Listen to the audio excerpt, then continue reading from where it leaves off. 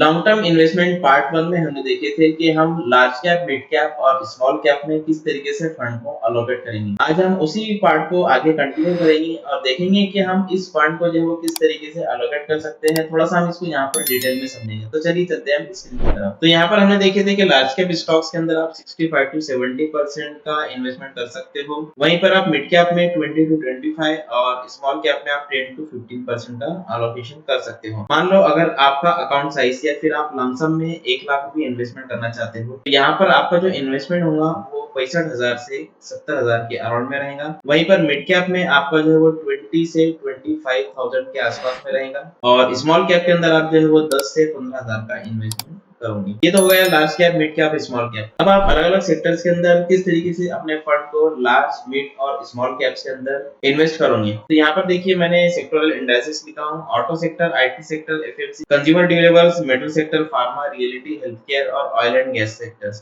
तो इस तरीके से यहाँ पर सेक्टर्स है। तो एग्जांपल के तौर पे हम यहाँ पर आईटी सेक्टर को ले लेते हैं कि आपको आईटी सेक्टर के अंदर इन्वेस्टमेंट करना है। अब आईटी सेक्टर के अंदर जो है वो 3 कैटेगरी हम करेंगे। यहाँ पर लार्ज कैप, मिड कैप और स्मॉल कैप। तो मान लेते हैं कि आपको आईटी सेक्टर के अंदर इस महीने एसआईपी करनी है या फिर इन्वेस्टमेंट करना है और आप इस महीने में जो है 10,000 रुपए इन्वेस्टमेंट करना चाहते हैं, तो आपको यहाँ पर डिवाइड करना है लार्ज कैप, मिड कैप और स्मॉल कैप में। तो आईटी सेक्टर के ही हम यहाँ पर स्टॉक्स को देखेंगे।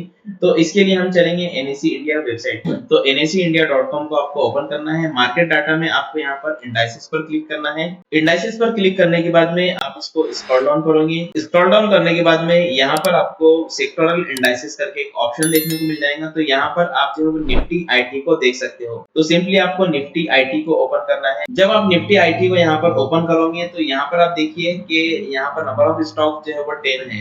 तो ये मैक्सिमम स्टॉक्स यहाँ पर आपको लार्ज कैप से देखने को मिलेंगे। अब आपको ये देखना है कि आईटी सेक्टर के अंदर मिड कैप में कौन-कौन से स्टॉक्स आते हैं। तो आप सिंपली यहाँ पर मिड कैप 150 पर क्लिक कीजिए। तो मिड कैप 150 की जो लिस्ट है वो यहाँ पर आपके सामने ओपन हो जाएंगी। अब आप यहाँ पर मैन्युअली चेक कीजिए कि आईटी के कौन-कौन से स्टॉक्स मिड कैप 150 के अंदर अवेलेबल है। तो यहाँ पर आपको जो है कुछ स्टॉक्स देखने को मिल जाएंगे। फॉर एग्जांपल आईटी से रिलेटेड मुझे यहाँ पर ये एक स्टॉक दिखाई दे रहा है और हम यहाँ पर स्क्रॉल डाउन करेंगे। स्क्रॉल डाउन करने पर मुझे यहाँ पर देखिए और 2 स्टॉक्स मिल गए। तो आप इन स्टॉक्स को जो है वो नोट डाउन कीजिए। नोट डाउन करने के बाद में इनके प्राइस को देखिए। अब आपने जो है यहाँ पर 10,000 रुपए का इन्वेस्टमेंट करना है। अब आप यहाँ पर देखिए कि मिड कैप में आपका जो अलोकेशन है उसके हिसाब से यहाँ पर कौन सा स्टॉक बैठ रहा है। आप उसके फंडामेंटल चेक कर लीजिए। फंडामेंटल चेक करने के बाद में अगर आपको कंपनी स्ट्रांग लगती है तो आप वहां पर मिड कैप का जो वो आईटी स्टॉक्स है उसके अंदर इन्वेस्टमेंट कर दीजिए। अगर अमाउंट बड़ी लगती है या फिर मिड कैप के अंदर उस स्टॉक की जो प्राइस है वो ज्यादा है तो आप जो है वो एक स्टॉक को बाय करके अगले महीने या फिर जब आप नेक्स्ट टाइम आईटी में इन्वेस्टमेंट करोगे तो आप उतना अमाउंट जो है वो वहां से जो है माइनस कर सकते हो। फॉर एग्जांपल आपका जो स्टॉक है वो 6,000 रुपए का आ रहा है और अलोकेशन के हिसाब से आपका जो वो इन्वेस्टमेंट 4,000 का है, तो 2,000 रुपए का आपका यहाँ पर एक्स्ट्रा इन्वेस्टमेंट हो रहा है।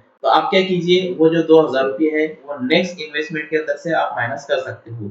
तो इस तरीके से आप जो है वो स्मॉल कैप में भी कर सकते हो और लार्ज कैप में भी कर सकते हो। तो इस तरह से हमने आज देखे कि आप सेक्टर के according large cap, mid cap और स्मॉल कैप स्टॉक के अंदर इन्वेस्टमेंट किस तरह से कर सकते हो। आगे की वीडियोस में हम लॉन्ग टर्म से रिलेटेड और भी इंफॉर्मेशन आपके साथ में शेयर करेंगे। तो चैनल पे बने रहिए और चैनल को सब्सक्राइब करना ना भूलें। वीडियो को देखने के बाद में अब आप किसी स्टॉक के अंदर इन्वेस्टमेंट करना चाहते हो तो सिंपली आप एंजल वन मोबाइल एप्लीकेशन को ओपन कीजिए। एप्लीकेशन ओपन करने के बाद में आप सर्च में स्टॉक का नाम डालिए। स्टॉक का नाम डालने के बाद में आप सिंपली इस बाय पर क्लिक करके स्टॉक को बाय कर सकते हो। अगर आपको चार्ट एनालिसिस करना है तो सिंपली आप चार्ट पर क्लिक कीजिए। चार्ट पर क्लिक करने के बाद में अगर टेक्निकल्स आपके हिसाब से है और आपको बाय करना है तो सिंपली आप इस बाय पर क्लिक कीजिए। बाय पर क्लिक करने के बाद में आप डिलीवरी सेलेक्ट कीजिए, नंबर ऑफ शेयर्स डालिए, आपका डिजायर्ड प्राइस डालिए और सिंपली इस बाय पर क्लिक करके अपने ऑर्डर को कंफर्म कर दीजिए। तो इस तरह से आप काफी आसानी से एंजल वन मोबाइल एप्लीकेशन का यूज करते हुए अपने ऑर्डर को प्लेस कर सकते हो। डिस्क्रिप्शन में लिंक दिया हुआ है, लिंक पर क्लिक करके अपना ट्रेडिंग और डीमैट अकाउंट एंजल वन में ओपन कर लीजिए। Thank you so much.